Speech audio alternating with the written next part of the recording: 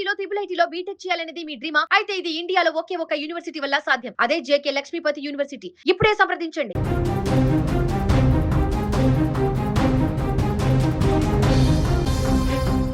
మహబూబాబాద్ జిల్లాలో ఒక దారుణ హత్య కలకలం రేపింది. కుల పెద్దతో గొడవ పడ్డాడనే కోపంతో ఓ వ్యక్తిపైన తోటి కులస్తులు మూకుమ్మడిగా దాడి చేసి చంపేశారు. తొర్రూరు మండలం మడిపల్లిలో 5వ రోజు అంటే ఐదొద్దుల కార్యక్రమం సందర్భంగా ఈ ఘటన చోటు చేసుకుంది. రాళ్ళు కర్రలతో దాడి చేయడంతో బాధితుడు అక్కడికక్కడే మృతి చెందాడు.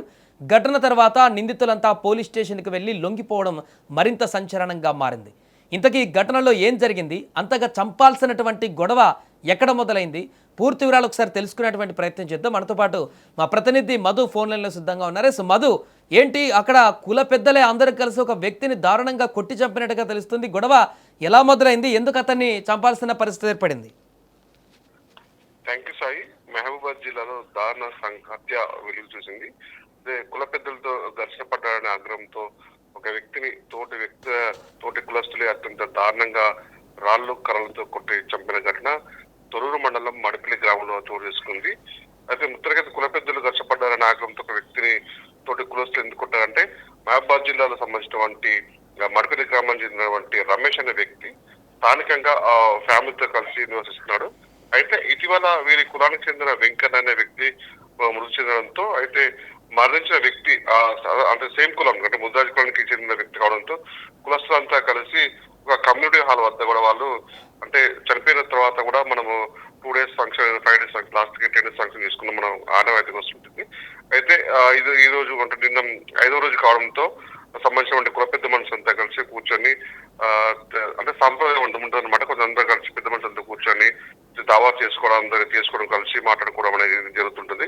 ఈ జరిగిన నేపథ్యంలో ఒక చిన్న గొడవ స్టార్ట్ అయింది. చిల్లికి గాలి వాళ్ళగా మారినటువంటి ఒక చిన్న తగాద ఒక హత్యకు దారి తీసిందని చెప్పొచ్చు. సంబంధించినటువంటి ఏదైతే రమేష్ తన కులపెద్ద అయినటువంటి యాకెత్తో ఘర్షణ దిగి మధ్య ఉండే ఘర్షణ దిగాడు. దీంతో ఆగ్రహానికి గురైనటువంటి తోటి కులస్తులు రమేష్ పై ఒక్కసారిగా దాడికి పాల్పడ్డారు. అంటే వారి బారి నుంచి కూడా ఈ రమేష్ తప్పించుకునేందుకు రమేష్ పరుగులు తీసినప్పటికీ వెంటాడి రాళ్లతో కొట్టి విచక్షణ కోల్పోయి దాడి చెప్తూ అక్కడికి మృతి చెందిన ఆ బాడీని కూడా తీసుకెళ్లి ఆ చెరువు పక్కన ఉన్న చెరువులో వేయడం జరిగింది.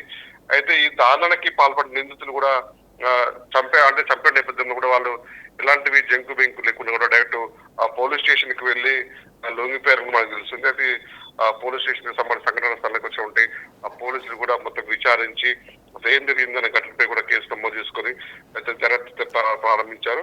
అయితే ఇలాంటి సంఘటనలు మళ్ళీ అటు చనిపోయారు కదా, మళ్ళీ కులస్తుల మధ్య మళ్ళీ ఏమైనా వాగ్వివాదాలు ఘర్షణ వాతావరణం ఏమైనా నెలకొంటుంది అనే ఉద్దేశంతో కూడా సంబంధించినటువంటి మడిపల్లి గ్రామంలో కూడా అక్కడ సంబంధించిన కాలనీలో కూడా పోలీసు గట్టి బందోబస్తు ఏర్పాటు చేశారు, భద్రతా చర్యలు చేపడుతున్నారు.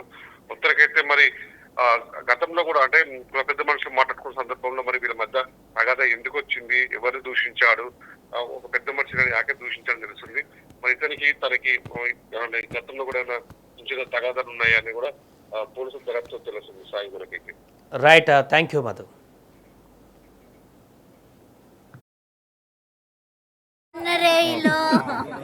నా ఇంటికి 20 మంది వచ్చిల్లే, నా ఇల్లు అంతా సోదా చేసిళ్ళు, నా ఇంట్లో బాత్రూమ్ అంతా చేసి నా మీద ప్రమాణం చేసి వచ్చిళ్ళు వీళ్ళందరూ.